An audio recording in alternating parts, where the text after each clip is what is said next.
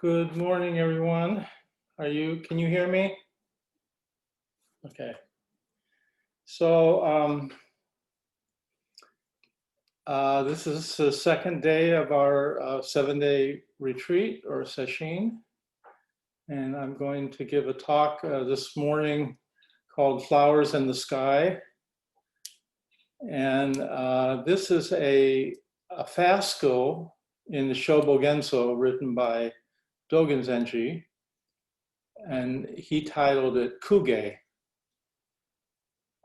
So it's a long passage, so we won't have time to read the whole thing, but I've put up, we'll come back and look at this in a moment, but yeah, okay.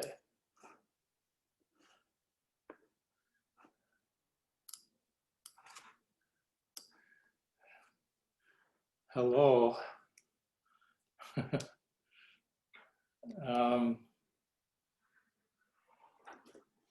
So this is a passage that Dogen wrote on emptiness, which, as you know, is one of the main teachings in the Mahayana school.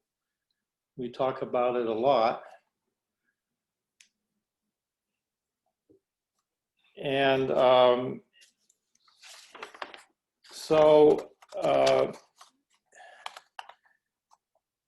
Kuge, ku is a character for sky in Japanese, and it also means emptiness. So often when you hear Japanese teachers speaking about emptiness, they will use sky as a metaphor for emptiness.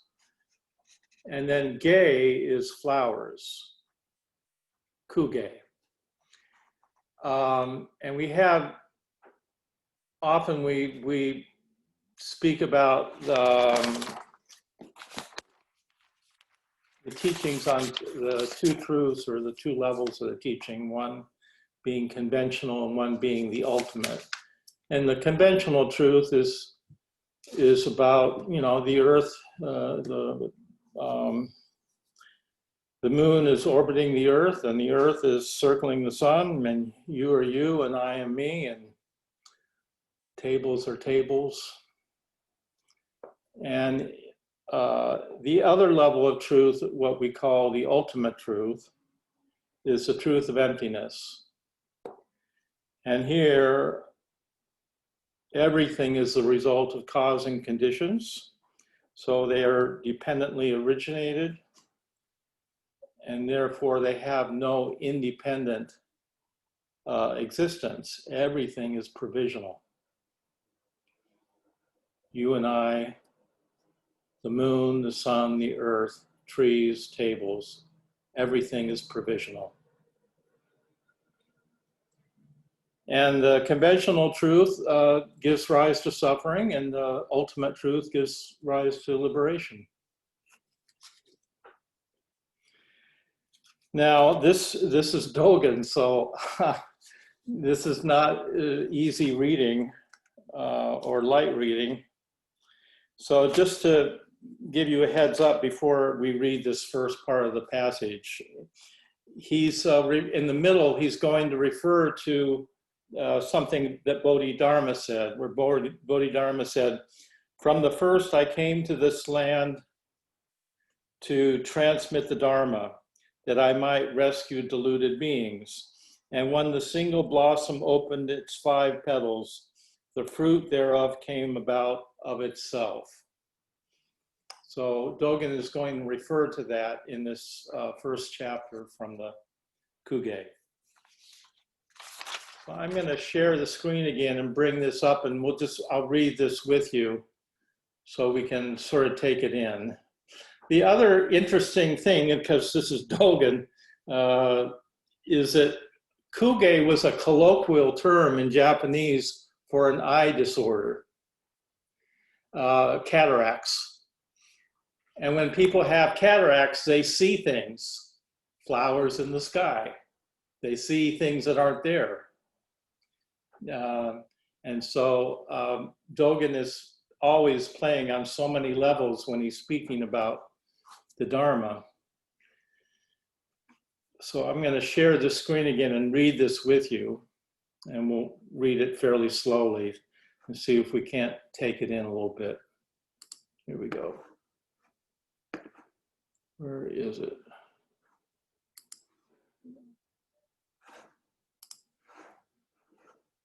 Okay. The founder of Zen said, "One flower opens with 5 petals forming a fruit which ripens of its own accord." So he's referring here to the founder of, of Chinese Zen, Bodhidharma. "One should study the time of this flower's blooming, as well as its light and color." I can't see all this here. "The multiplicity of one flower is 5 petals. The opening of 5 petals is one flower. Where the principle of one flower comes across is," and this is, he's talking about Bodhidharma again here, "where the principle of one flower comes across is, I originally came to this land to communicate the teachings and save deluded sentient beings. Where the light and color are sought must be this meditative study. It is the forming of the fruit is up to your forming of the fruit. This is called ripening of its own accord. Ripening of its own accord means cultivating the cause and experiencing the result. There is cause in the realm of common experience. There is result in the realm of common experience. Cultivating this cause and effect is the realm of common experience. One experiences cause and effect in the realm of common experience. Own is the self. The self is definitely you. It means the 4 gross elements and 5 clusters." And here he's referring to the material body of senses, 5 senses, skin, organs, whatnot. Because of being able to employ the true human with no position, it is not I, it is not who. Therefore, being not compulsory is called on its own. Accord is permission. Ripening of its own accord is the time of the flower's opening and the forming fruit.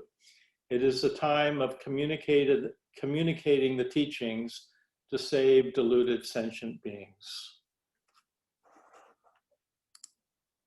Oh, that was a mouthful, huh?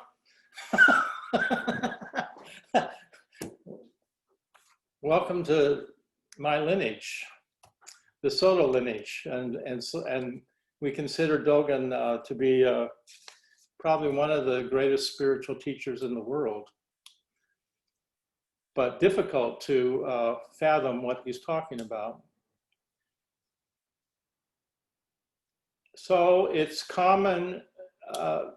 Emptiness is a difficult teaching. It's not only difficult for us Westerners, it was difficult for people in Asia. There's all kinds of stories of people that struggle with this teaching for years and years and years. And it's so ironic because it's probably it's the thing that can't be talked about that we talk about more than anything else. So. And it's often misunderstood as a kind of nihilistic teaching that everything is void and nothing is real and the world is an awful place and world denying. And this is not the teaching of emptiness at all.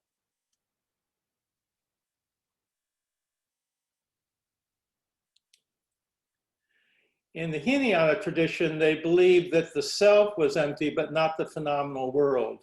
And then you have a further development in this teaching when it moves into the Mahayana school, where it's taught that not only is the self empty, but the phenomenal objective world is also empty.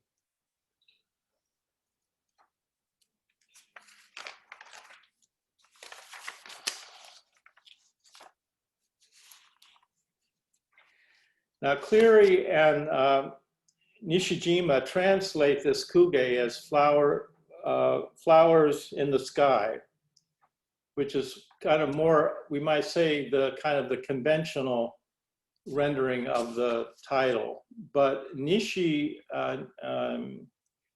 Nishiyama's translation of the title is Flowers in Space, which is sort of pointing more at the ultimate meaning. Or, no, I'm sorry, he says flowers, Cleary translates it as flowers in the sky. Nishijima translates it as flowers in space, and then Nishiyama translates it as the flowers of emptiness. The phrase that's used over and over here is proceeding of its own accord, which has lots of resonance with Taoist teachings of being in harmony, being in accord with the way. And there was a very important teaching in the Taoist tradition of Wu Wei, which is no action, action with no action, action with no outcome intended. Wu Wei, the very important teaching in Taoism, was considered that when you were in accord with the way, you would act spontaneously in a way that was appropriate and in harmony with the way or with the universe.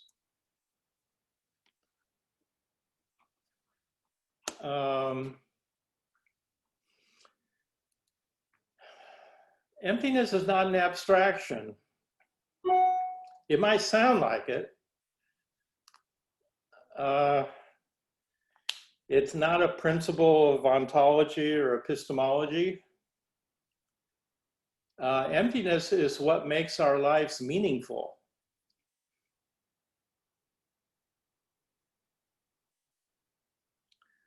Buddhism is a soteriological religion. I'm not sure I'm pronouncing that right. Soteriological religion, that means a religion that is based on salvation. Buddhism is concerned with being saved from the delusion of samsara. Buddhism isn't just making statements about existence. So this teaching of emptiness isn't just an observation about the nature of reality. It's something about the nature of liberation, of being liberated from suffering.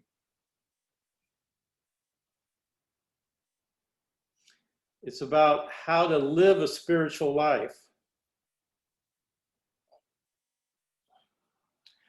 Religion always starts with the largest whole. And materialism starts with the parts and tries to assemble them into the whole.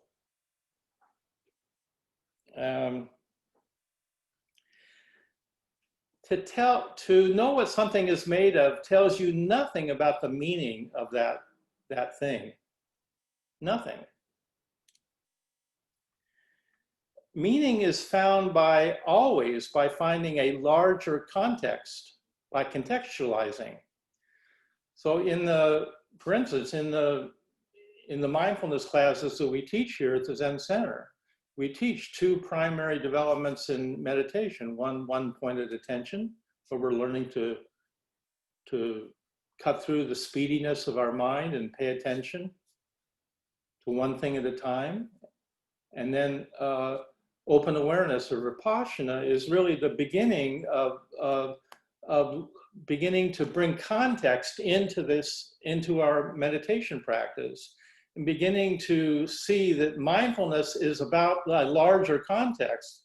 And this is also bringing in the very important aspect of religion.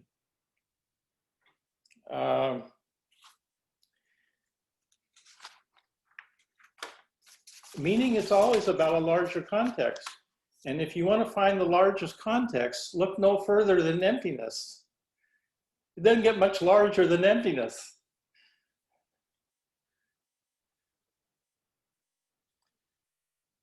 Emptiness is, we can't even say what the size of emptiness is. It's much more akin to infinity, and nothing is excluded from emptiness. But, you know, we're now in the realm of metaphysics. Metaphysics is about things that aren't material. It's about it's a way of talking about things that aren't in the physical world. And religion is, you can't have religion without metaphysics. Now I have to share with you my own, the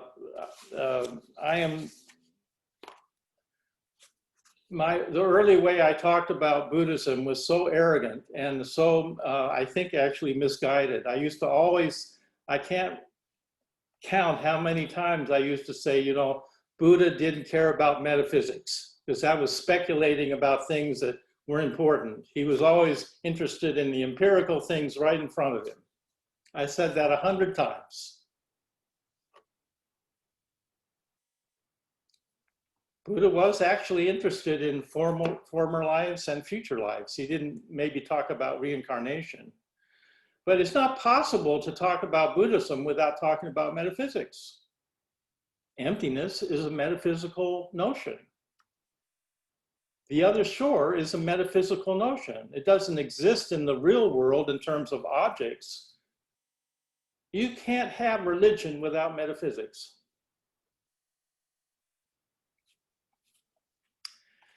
And that kind of brings me to, for me anyway, a kind of dawning realization as I've gotten older and as I've been teaching, and we've been teaching mindfulness, that a lot of the mindfulness being taught now in our culture, we refer in a kind of derogatory way as McMindfulness.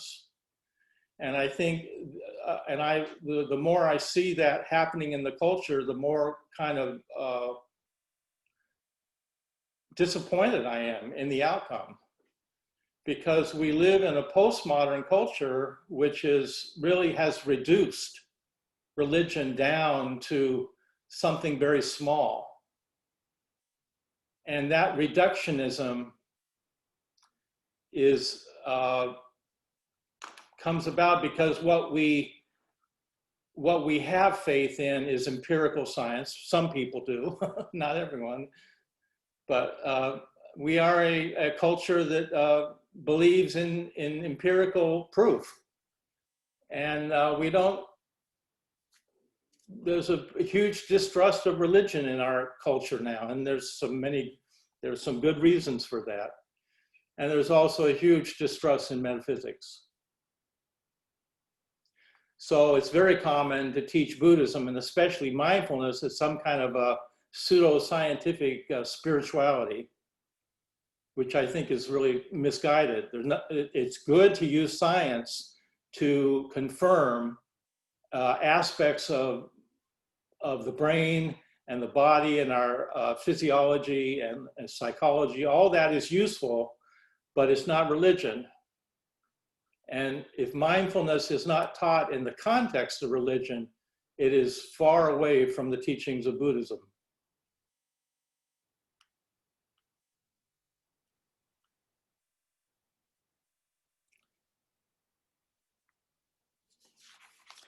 Meaning is never found in reducing things down to their parts.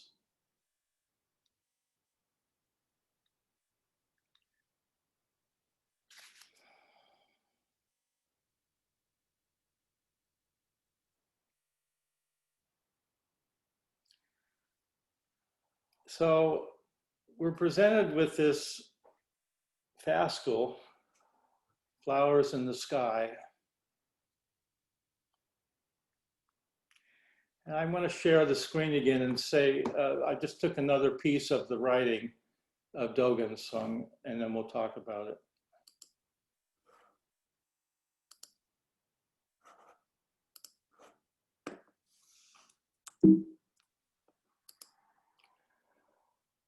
There has not yet been a scholar who has understood this statement, because they do not know the sky. They don't know the flowers in the sky. Because they don't know the flowers in the sky, they don't know the person with cataracts. They do not see the person with cataracts, do not meet the person with cataracts, are not the person with cataracts.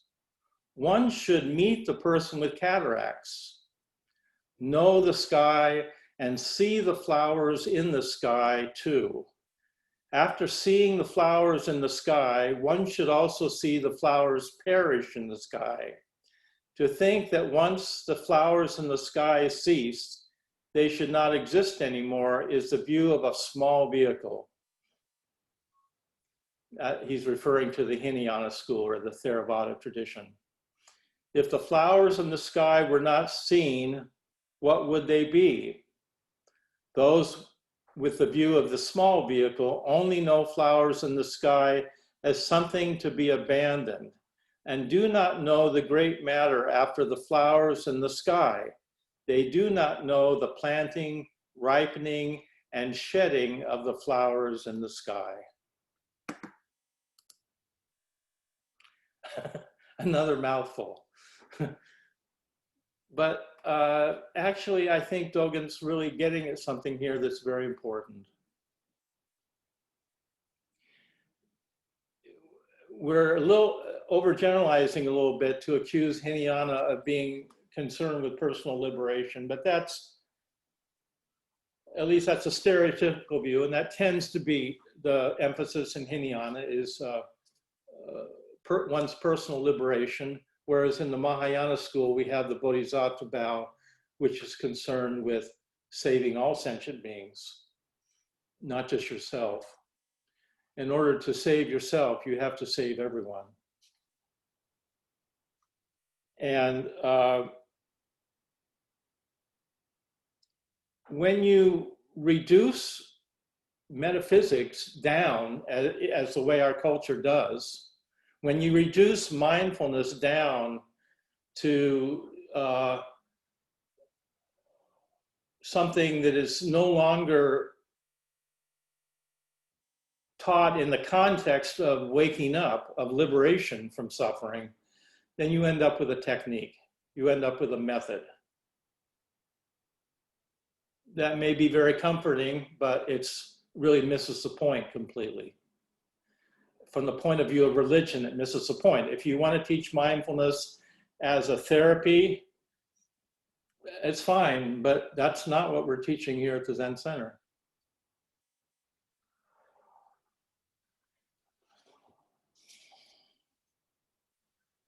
So people like to say that Buddhism is about cause and effect because it sounds very scientific. But the logic of cause and effect in science is a zero-sum game.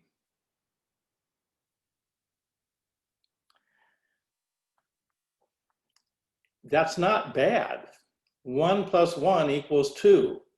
Because of logic, we have airplanes that fly in the air, and that's not trivial. So the logic of science, the logic of physics is important. We're not discounting that at all, but it's not the logic of the Dharma.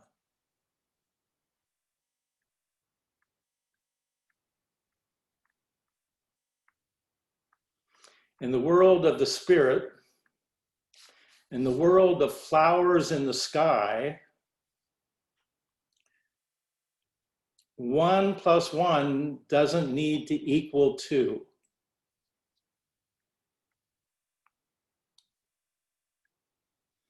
It could equal 1,000,000. Think of the parable of Jesus feeding the people with the loaves of bread. In the Gospel of John, it's reported that Jesus used 5 loaves of bread and 2 fishes that were supplied by a boy to feed a multitude of some, it said, like 5,000 people. He took the loaves and the 2 fishes and looked up to heaven and gave thanks and broke them. And then he gave them to the disciples, and the disciples gave them to the people, and they all ate and were satisfied. And the disciples picked up 12 baskets full of broken pieces that were left over. And the number of those who ate is said to have been around 5,000 people.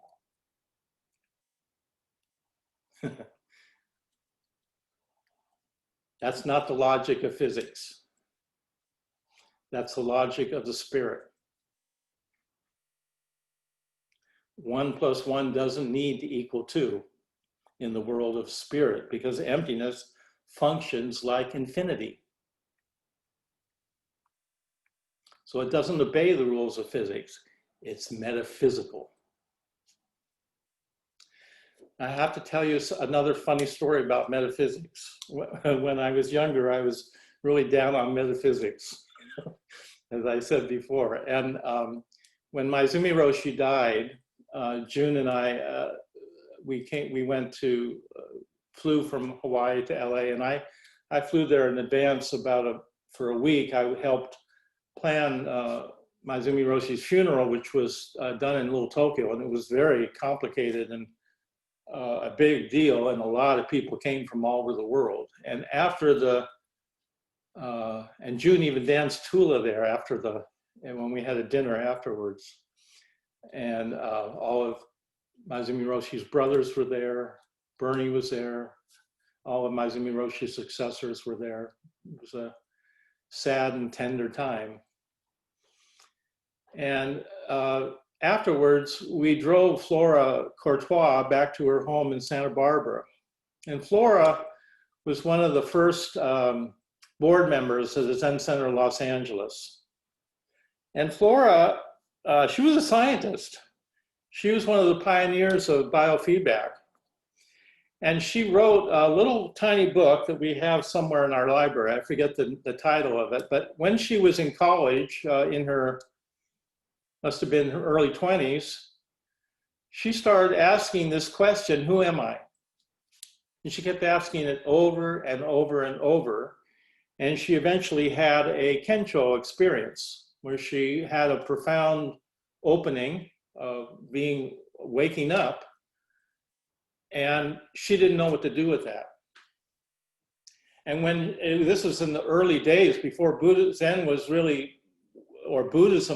very well known in the culture. This would have been maybe the 50s or the early 60s.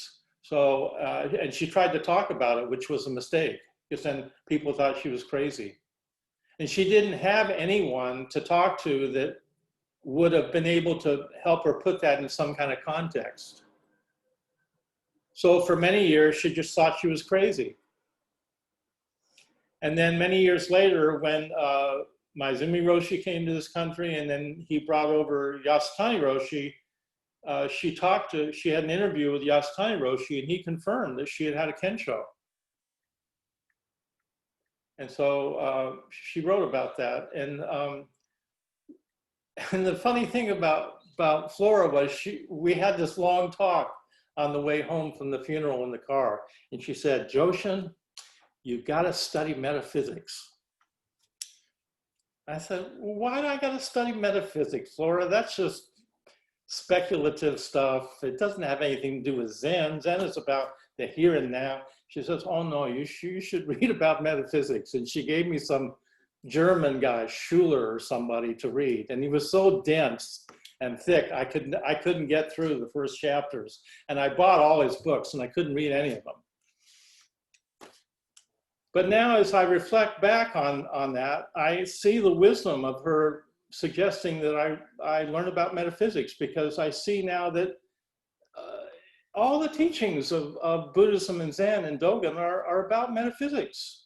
And yet we discount that in our culture. But you can't have religion without metaphysics. You can't have the other shore. The other shore is a metaphysical notion. Emptiness is a metaphysical notion. It's not in the physical world. So I think we've done a profound disservice in our postmodern reductionist culture of taking away, demythologizing religion. There's some really good reasons to be suspicious of religion. There are aspects of religion which need to be roundly criticized, especially organizational and institutional religion. But religion itself, Buddhism is one of the world's great religions. But it's a religion that is concerned with salvation, with being liberated from suffering. And that is the point. And that is the point of this passage from Dogen, flowers in the sky. So if you're talking about logic, 1 plus 1 equals 2. In physics, that's true, but not in the Dharma. 1 plus 1 can equal 1,000,000. The Dharma is a force multiplier.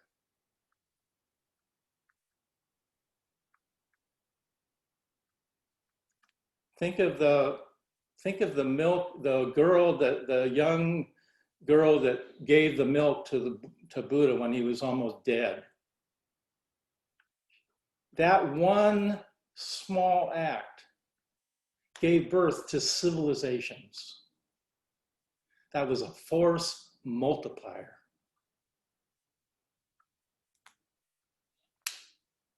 In the Gate of Sweet Nectar, we chant, raising the Bodhi mind, the supreme meal is offered to all the hungry spirits throughout space and time, filling the smallest particle to the largest space.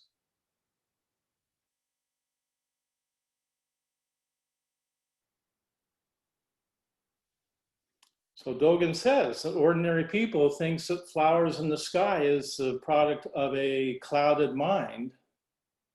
And because it's Dogen, he's so nuanced, he's also saying the clouded mind is an eye disease of cataracts. But we think, especially if we're coming from a point of view like the Hinayana, that what needs to happen then is to uncloud the sky and to keep it unclouded, and that's what emptiness is about. And that's not what Dogen is saying at all. It's about the clouded sky. It's about the cataracts.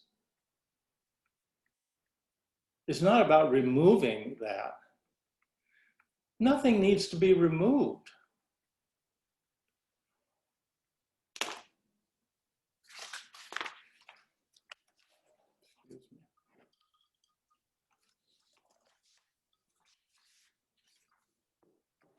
So when we reduce things down to techniques and methods, this is what we call spiritual materialism. It's trying to apply the laws of physics to the spirit. And it's a kind of reductionism that does real damage to the spirit.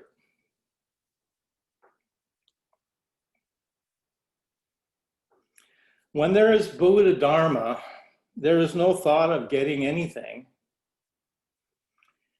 And yet the sky and the ground are covered with flowers.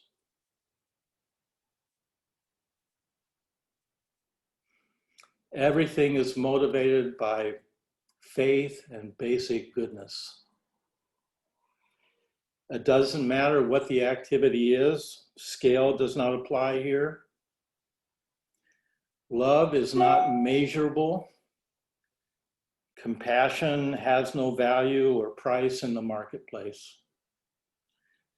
You cannot legislate sympathy. So these flowers fall in their own way, and they do so abundantly when we least expect it. Dogen speaks of the flowers ripening of their own accord.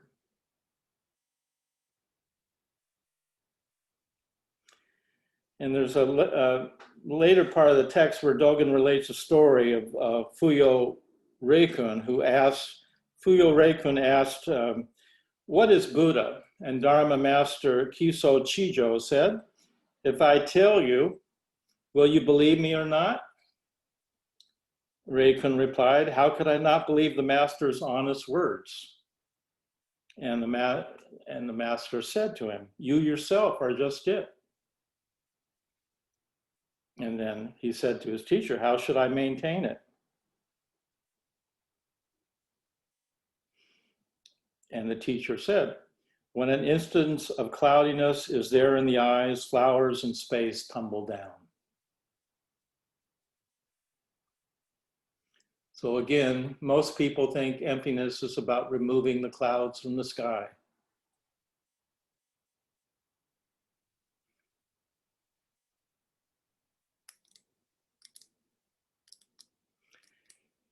If Reiken or you and I could trust that teacher's words, we wouldn't be so anxious about maintaining something.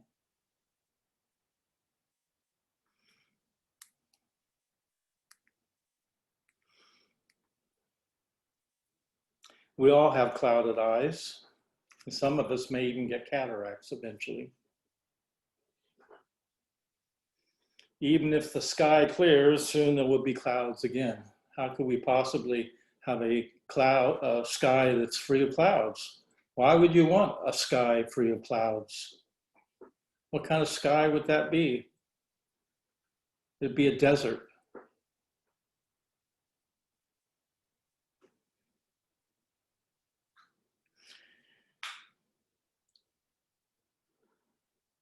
So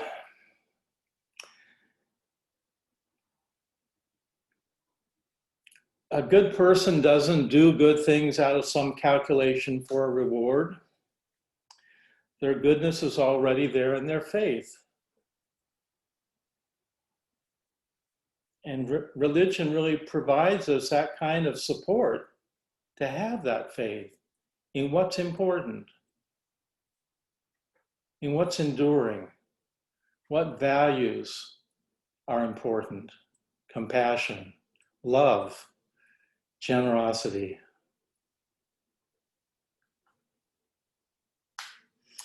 So religion touches the depths of who we are, who we can be. It's not a hobby, and it's not a means or a technique. One who needs to bargain with God has little faith. When God is God, there is no bargaining. When Buddha is Buddha, one is loved infinitely. From emptiness or from the absolute come riches that are unearned, unmade, and unconditioned. If this were not so, there would be no freedom. There would be no liberation from suffering.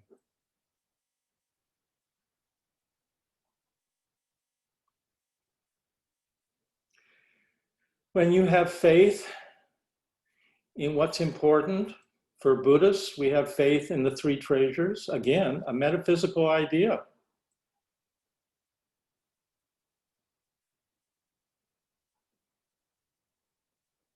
The absolute, the relative, harmony.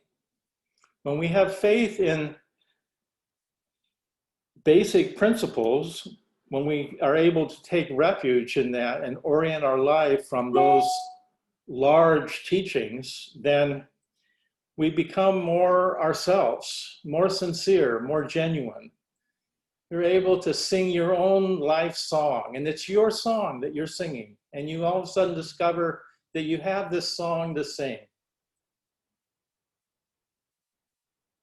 No one else is going to sing that song. You're going to sing it your way. And it comes from emptiness. Meaning comes from context, from a larger context. There's no larger context than emptiness.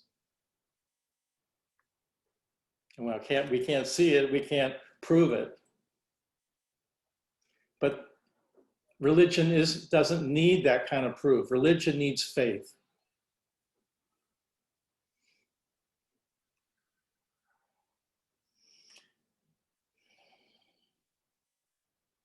To rely on emptiness is to rely on faith in something larger than my own conceit, my own arrogance, my own what I think is right or wrong, or my own opinion. It's to rely on something larger than that, than me, larger than my conditioned experience. And having faith in that which is unconditioned gives me support so that I can be a better person.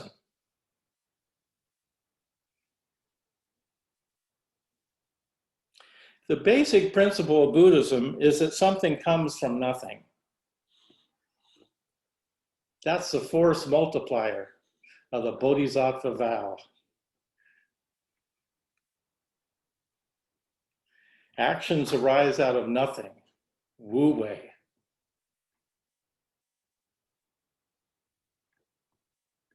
To live by faith is to ask for nothing.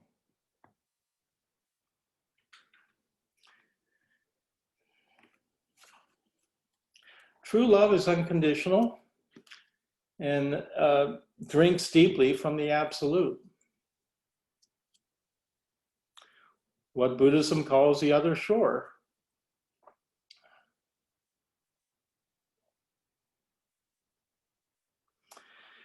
There is ordinary virtue, and then there is other shore virtue. Both are wonderful. Any virtue is wonderful. There is dana, which means generosity, and then there's dana paramita.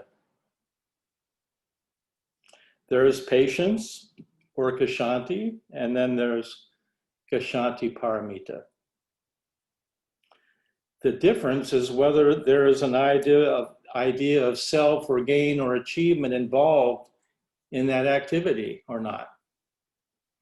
And when there's no gaining idea in the giving, no idea of achievement in the patience, that's the paramita.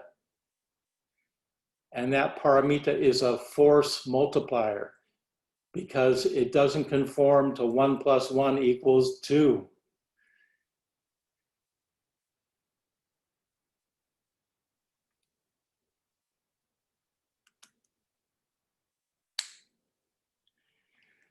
I think when we start to get a sense of what's possible and the good fortune we have to be on a spiritual path as we are, there's some sense of gratitude that comes up that we've heard these teachings, that they enrich our lives enormously and enrich the people around us, enrich our community. And we just begin to appreciate how much we have been given in this life, how often we have been touched and held by others and helped and supported and nurtured by other sentient beings. And this is the fullness of emptiness.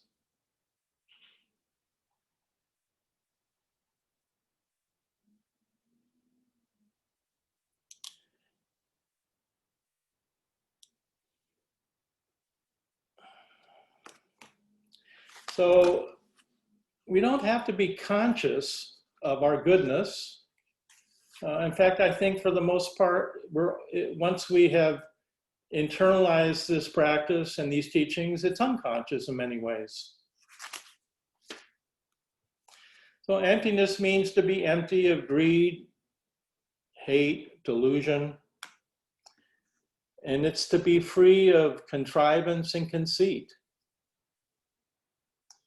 The purer the love, the more empty it is.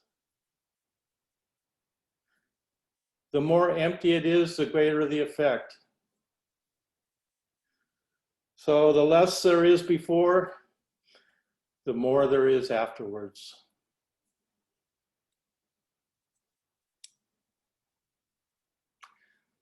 So we have some time for discussions or questions or comments.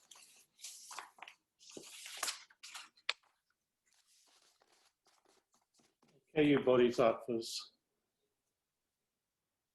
What do you have to say for yourself?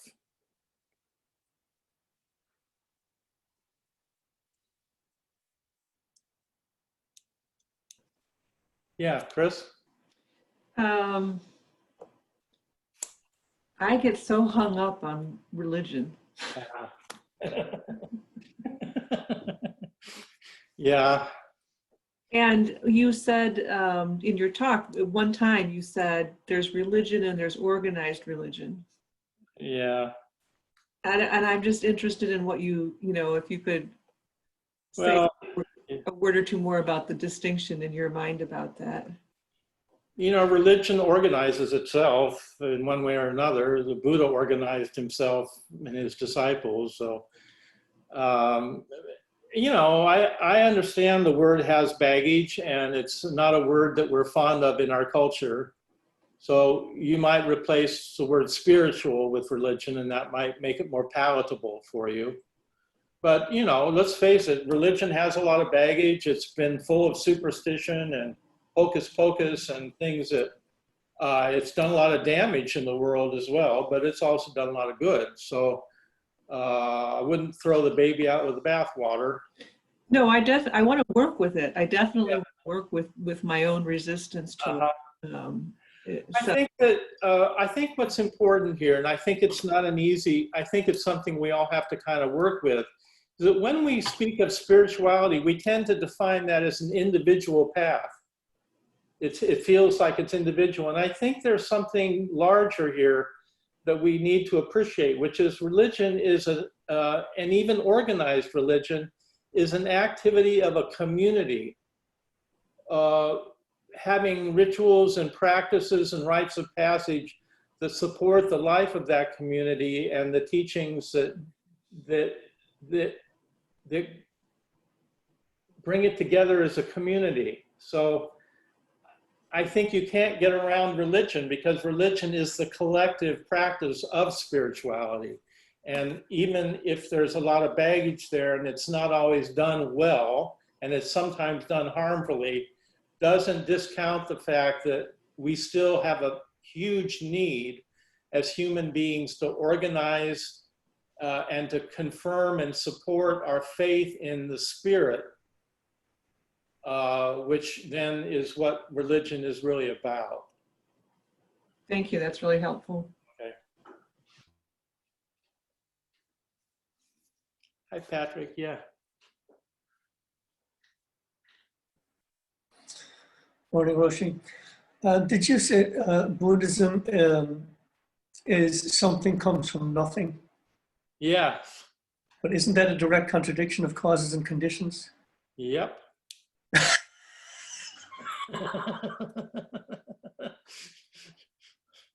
It is. It's not the law of physics, that's for sure. It's Jesus multiplying the loaves of bread and feeding the multitudes. How did he do that? Roshi, you had said something about liberation being action without intended outcome. And Yeah. that's something that's been kind of resonating with me, in the idea of like emptiness as being creative. Can you tie those together, or do you see that? Well, because there's emptiness, we can have a faith in letting go of our attachment to the outcome and trust that when we act with a pure intention in that way, that the outcome will be fruitful. But we don't have to be so holding it so tightly in terms of needing to control it. We could sort of trust that the universe will pull us along. And that requires trust.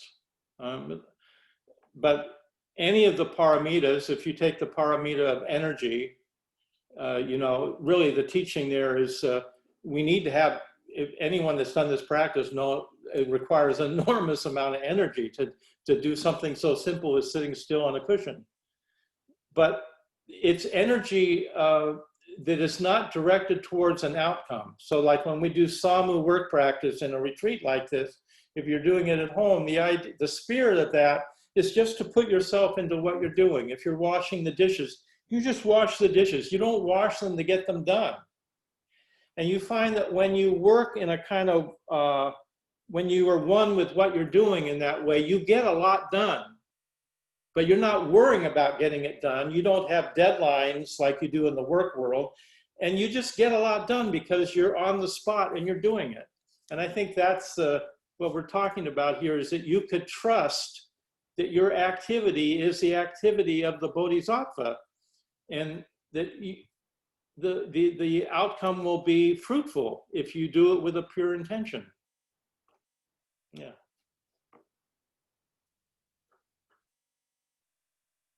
Yeah, Jackie.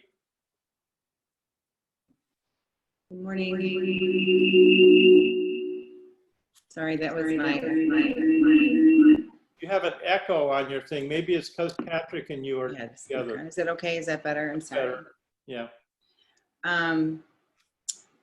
This idea that you mentioned, and I'm going to paraphrase it, about religion is supposed to support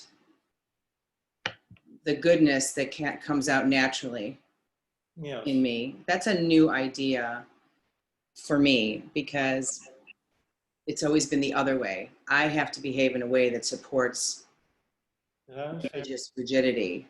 Yes, and I think that's the baggage of religion that we all react to, the way that religion creates rules and dogmas and things we have to do to, even the teachings of compassion in much of religion are not inspiring. They create guilt because I'm not compassionate enough. So I think there's good reason to be skeptical of religion, but at the same time, like I said, I think the activity of a community that is religious, such as ours, is an activity that supports each of us to have faith in these teachings, because we see the goodness in our Sangha members. We see it in each other, and that inspires each of us to keep going and to deal with challenges and difficulties, because we see others doing it as well. So you might just say I think it's the power of Sangha and community, really. But if you want to have a Sangha in a community, you have to organize something to do it.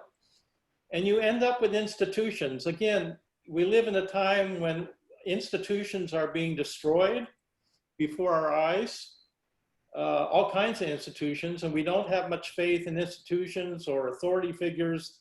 And I think a lot of that comes out of a kind of postmodern culture. But if we're going to build anything that supports others, we have to build something that looks like an institution, that's organized and has norms and procedures and ways of doing things. And I think it's possible to do that skillfully.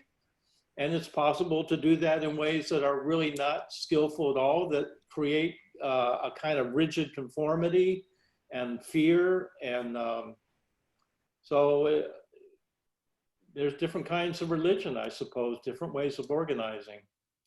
But again, the distinction I'm making, and there are people that have spiritual paths that are completely individual. They're almost like hermits. In Buddhism, they call it the left-handed path and the right-handed path. And people on the left-handed path tend to be like artists, and they're individuals. They're off here doing their thing. And they're never going to want to do a service with other people or any kind of rituals. And they're not going to join in Sangha activities. And it's okay. We need hermits. We need Thomas Mertens and monasteries, people that do that.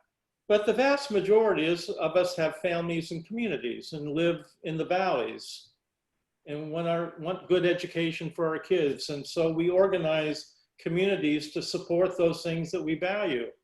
And if you go into any Black community, you'll find the heart of that community is usually the church. Usually the church. In communities that are poor, where they are struggling, where there's violence and murder and people getting shot, the heart of that community is going to be the church. So, I don't have any easy answers, but I think it's important to make a distinction between a spirituality which is private and a religion which is collective and addressing and able to address more. We can't address the kind of issues that we're facing, systemic racism or the environment, without a collective organizing of our efforts. And one way of doing that is through religion. There's other ways too. I happen to, be a priest, so that the way I think of organizing is through, the Zen Center. But other people, it doesn't mean that people can't organize in other different ways too. But for me, religion is important. And I haven't always felt that. Yeah, Mark, Shushin.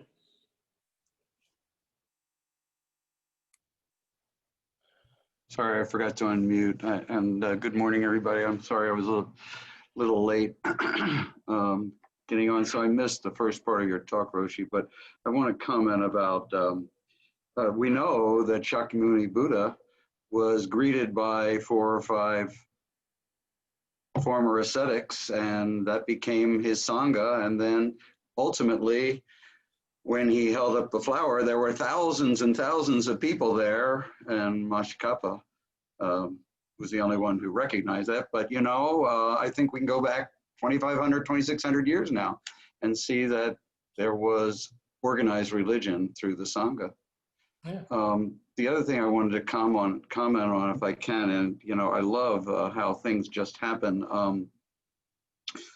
Like June, I'm studying Mountains and Rivers Sutra, and with my Dogen group. And just yesterday, we spent an hour and a half on this line that I want to read to you. It's the very first beginning of the sutra. Because mountains and waters have been active before the empty eon, they are alive at this moment. Before anything existed, the mountains existed. And then he goes on, because they have been the self since before form arose, they are emancipation actualized. So the mountains were there before everything, and so were we. You know, and that's a powerful metaphysical idea. I think that's why we took an hour and a half on that. Nobody could get their arms around it, you know, and I just love it that you talked about this today, and it meant so much to me to expand my openness, because that's exactly what sitting does too, doesn't it? Yeah. So thank you. Well, thank you, Shishin. Thank you. Yeah. I think that, just a minute, Tatiana, and I'll get to you. I think, again, one of the things that goes by the wayside in our postmodern culture is any notion of cosmic things or large cosmic beings, and we just discount all of that, which is to discount a huge part of the Buddhist teachings, because the Buddhists, if you read any of the sutras, they have a very large vision of the cosmos, and it goes on with hundreds of bodhisattvas and beings in the 10 directions. And the Buddha talked about former lives, and he talked about future lives. And even though we're kind of caught in the tyranny of now with the way we think about mindfulness, I think actually the Buddha was thinking long term. And I think his view was long term, for the long term liberation of people long term. And so there's this very large cosmic vision in Buddhism that, again, just gets reduced down in our culture. And I think we miss a lot of the richness that there are in the Pure Land religion. Amida Buddha is there always to be of service to you, and you can call out and you can have a kind of aspirational devotion to that deity, and that deity can support you. But you have to have a kind of bhakti worshipping energy, which is not real common in Zen. But anyway, I think this notion of time in Buddhism is, when they speak about time in Buddhism, they speak about like a kalpa, which is this unimaginable, you know, the metaphors they use for a kalpa is like this huge rock mountain that's 16 miles by 16 miles. And a kalpa is the amount of, if a feather came down and you swipe that feather on that rock, that mountain, every 100 years, a kalpa would be the amount of time it took to wear down that mountain. That's how big a kalpa is. The Buddha didn't measure things. He didn't say it was like 4 billion years. He just gave that kind of analogy. So that's the kind of time frame we're speaking of in Buddhism. And I think, again, it just flies in the face of our culture, which wants everything to be now. And actually, I think in many ways, Buddha was teaching about how we could be corrupted in the now if we didn't remember. And mindfulness was really about remembering what's important, precepts, values. So I just think there's so many things we've taken out of Buddhism and lost that they need to be retrieved and valued. So I appreciate your studying Dogen, Shishin. I think it's wonderful. Hope you keep sharing with us about Dogen. Thank you, Roshi. Could I just say one more thing? You, just real quick, you said something about the importance of Sangha when individuals are struggling or suffering or have things going on, and that is very meaningful for Pat and me right now, as you know. And that we feel the Sangha right now. We really feel the Sangha. And we're praying for Pat's brother. Yeah. No, it's got to be difficult. Tatiana? So I wanted to make a comment about the religion and organized religion distinction. When you mentioned that it occurred to me that just as we have ourselves and our organized selves, which are our egos, which have their value, but then again are also problematic. So likewise, organized religion versus religion could be seen as its ego aspect and something that should be looked at cautiously and comes with a lot of baggage, but also is oftentimes necessary. So I think that the analogy could perhaps be applied. Just what occurred to me now. Thank you. It's good to be skeptical. It's good to question authority. It's good to question institutions.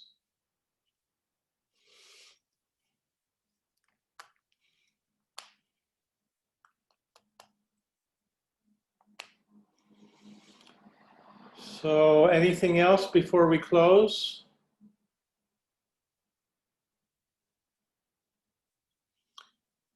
Okay, so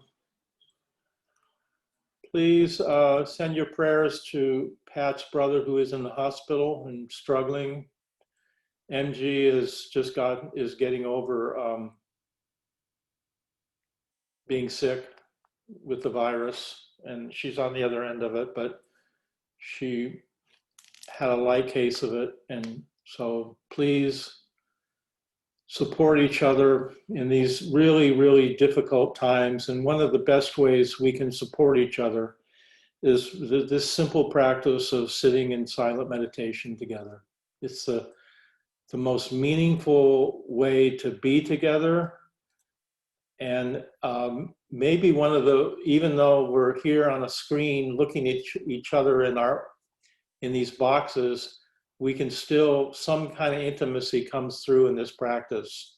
It's not quite the same as when we're physically together. June and me were just remarking on it the other day. This in some ways seems kind of sterile compared to being in person, but there's ways that this can be intimate too. And I feel this intimacy with you when I'm sitting with you. So I appreciate each of you participating in this retreat. It is really the way to turn the Dharma wheel. And it's the way to activate your faith and make it alive and real, not something hypothetical or theoretical, but a living practice, a living faith. Okay, thank you. Have a good lunch. We'll see you at, those of you that are full-time, we'll see you at 3. And those of you that are full-time should know that starting today, if you wish to, you have the option of doing practice of immediacy from 3 to 4:30, or parts of that time you could do this practice of immediate, or you could come back. We'll have the Zoom link open so you can sit here. And if you haven't done practice of immediacy before, you're simply using any art medium that you choose, drawing, painting, dance, music, poetry, journaling, and you're using that activity to mirror back what your present state of mind actually is. So it's actually a really wonderful way to deepen your meditation practice, and you might be surprised I encourage you to try it out. Even if you're part-time and you have some time, you might just take set aside an hour to be with yourself in this way and see what comes up for you. Okay. Mazel tov. Bye. That was sweet.